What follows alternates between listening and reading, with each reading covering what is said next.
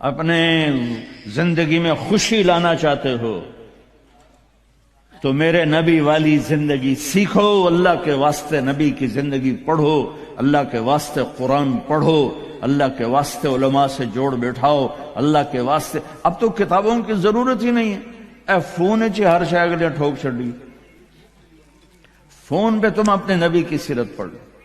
اپنے ایک بہت بڑا تاجر تھا وہاں ادھر پاکستان میں، تو ہم کھانے پہ کٹھے تھے تو اس کے فون کی گھنٹی بجی، اس نے یہاں فون لگایا اور ادھر کھانا شروع کیا، پورا آدھا گھنٹہ وہ لگا رہا، ایدے بھی وہ میں نے کہا توڑے نہ کاروبار دا کی فائدہ، تسی تو روٹی جوگے بھی نہیں رہ گئے۔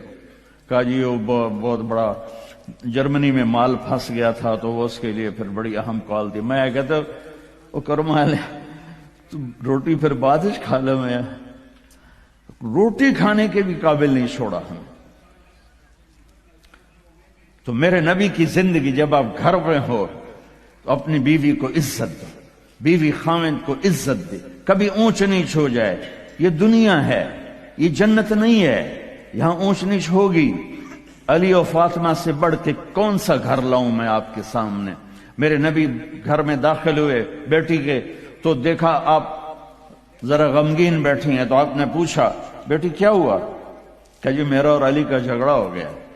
تو آپ نے فرمایا علی کدھر ہے؟ کہا جی باہر نکل گئے۔ تو اب یہ نہیں آپ نے کہا کہ میں تو سسر ہوں، میں کیسے کہوں میں اپنے داماد کو ڈھونڈوں، آپ خود ڈھونڈنے نکلے، کسی سے نہیں کہا کہ جاؤ علی کو بلاؤ۔ جب گئے تو وہ مسجد میں لیٹے ہوئے تھے اور کمر پہ مٹی لگی تھی، تو آپ نے پیار سے کہا ابو تراب اٹھو۔ یہ ٹائٹل آپ کو ہمارے نبی نے دیا، ابو تراب اٹھو۔ ان کو اٹھایا، کچھ نہیں کہا، ساتھ لائے اور گھر میں آ گئے۔ کچھ نہیں پوچھا کیا جھگڑا تھا، کیا لڑائی تھی۔ ہماری طرف دیہاتوں میں پنچایتی ہوتی ہے نا جھگڑے، تو وہ پوچھنے والے ہور لڑا کے کم ہور بخا دیں دن۔ ہاں بھئی تو کی آکھیا، ہاں بھئی تو کی آکھیا، اسے کہے تو میں آکھیا نہیں، اسے کہا تو آکھیا، اسے کہے تو میں آکھیا نہیں، اسے کہا تو آکھیا۔ بھئی تھی لڑائی ہو کے صلح دی بجائے ہو لڑائی ہو جاندی۔ میں قربان جاؤں، میرے نبی تشریف لائے اور آپ نے ایک لفظ نہیں بولے، اور آ کر آپ ایسے نا لیٹ گئے، زمین پر لیٹ گئے، زمین پر۔ ادھر حضرت علی کو لٹایا، ادھر حضرت فاطمہ کو لٹایا۔ اب مجھے دیکھنا، یہ ہاتھ علی کا پکڑ کے یہاں رکھا، ادھر سے بیٹی کا ہاتھ پکڑ کے یہاں رکھا علی کے ہاتھ پر، یہ دیکھ رہے ہو، اوپر آپ نے اپنا ہاتھ رکھا۔ اب یہ علی کا ہاتھ، یہ فاطمہ کا ہاتھ، یہ میرے نبی کا، اور کہا تم دونوں بولو ہماری صلح ہو گئی۔ کچھ نہیں پوچھا کیا ہوا، بکا تم کو ہماری صلح ہو گئی۔ تو دونوں نے کہا جی ہماری صلح ہو گئی۔ تو آپ اتنے خوش نکلے کہ صحابہ بھی آپ کے چہرے کی خوشی کو دیکھ کر پوچھنے لگے یا رسول اللہ آپ تو بڑے خوش نظر آ رہے ہیں۔ تو آپ نے فرمایا میں علی و فاطمہ کی صلح کرا کے آ رہا۔ تو اس سے اونچا گھر اور کہاں سے میں دکھاؤں گا آپ کو؟ یہ دنیا ہے، اللہ کے واسطے اپنی اولاد کے لیے، اپنے لیے، اپنے گھروں کو خوبصورت بناؤ نبی والے اخلاق کے ساتھ، نبی والی محبت کے ساتھ۔ میں کیا سناؤں آپ کو؟ آپ نے حضرت عائشہ سے فرمایا عائشہ سنو، دھیان سے سنو، اظہار محبت، اظہار محبت۔ ہم نے کہا عائشہ مجھے جب سے پتا چلا ہے کہ تو جنت میں میری بیوی ہے، مجھے موت ہی اچھی لگنے لگ گئی۔ اور عربوں کے ماحول میں، عرب کے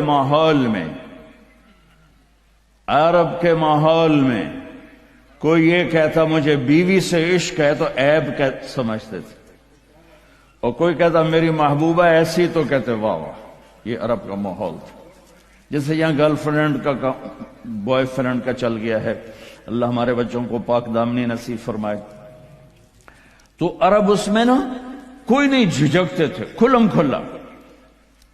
وَهَلْ تَبْكِينَ، اپنے لیلا مجنوں کا نام تو سنا ہوا ہے، یہ صحیح لوگ ہیں، ساڑھے ہیر رانجے تو سارے کوڑے قسم۔ تو وَهَلْ تَبْكِينَ لَيْلَا اِذَا مِتُّ قَبْلَهَا، وقام على قبر النساء النوائح كما لو أصاب الموت ليلى بكيتها وجاد لها دمع من العين صافح. میں نے 2 شعر پڑھے، ہر شعر میں وہ لیلا کا نام لے رہا ہے، لیلا کا نام لے رہا ہے. یہ کلچر تھا عرب کا کہ معشوقہ سے محبت کا اظہار فخر، اور بیوی سے محبت کا اظہار اور تو رن مرید ہو گیا، تو زن مرید ہو گیا. یہ ماحول سمجھ میں آ گیا. اس ماحول میں ایک شخص مسجد میں آتا ہے اور ایسے محفل لگی ہوئی ہے، رو آ کر پوچھتا ہے یا رسول اللہ آپ کو سب سے زیادہ کس سے پیار ہے؟ من احب الناس الیک. تو آپ نے اس کے کان میں نہیں کہا اور آتے ہیں بس، آپ نے زور سے فرمایا عائشہ سے. اللہ، وہ تو ہل گیا. آپ نے کہا عائشہ سے.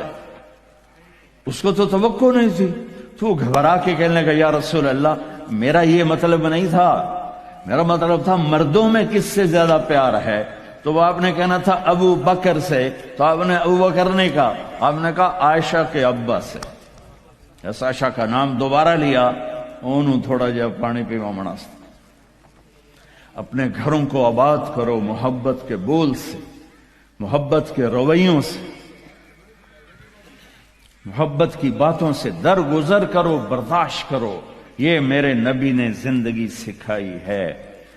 حضرت عمر کا فرمان ہے ما اکرمہن الا الکریم وما اہانہن الا اللئیم.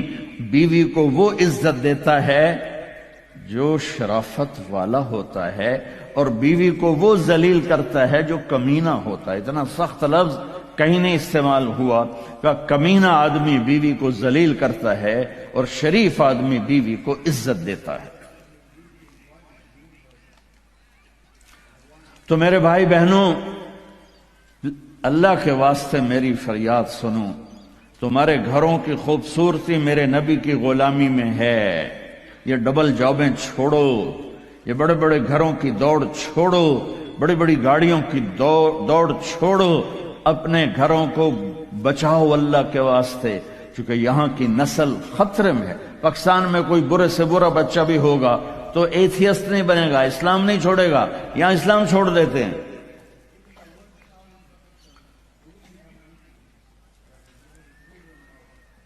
میں آپ کو اپنے گھر کی بتا رہا تھا. ایک بچہ مجھے ملنے آیا، کہنے لگا جی میں نے پورے پاکستان میں ٹاپ کیا ہے ایف ایس سی میں، اور کنگ جو ٹاپ کرتے ہیں وہ کنگ ایڈورڈ میڈیکل یونیورسٹی میں جاتے ہیں.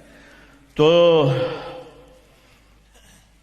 2 دفعہ میں خودکشی کی کوشش کر چکا ہوں، پلز کھائیں، گولیاں، لیکن وہ زندگی تھی بچ گیا.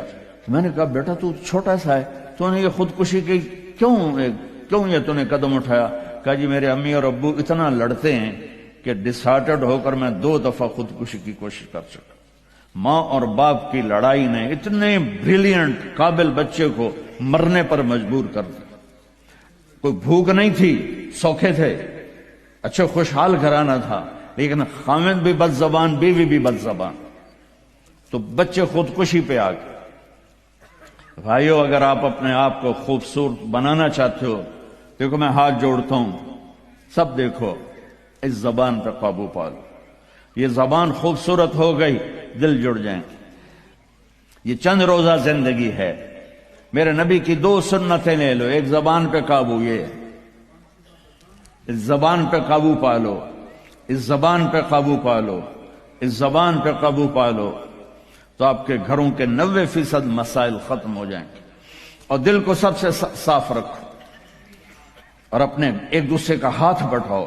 اپنے بچوں کو اپنی دولت سمجھو، ان کو یہاں اچھا مسلمان بنا کے چھوڑو. اب یہ نسل یہاں رہنے والی ہے، واپس نہیں جائے گی. نہ تم جاؤ گے نہ تمہاری نسلیں جائیں گی.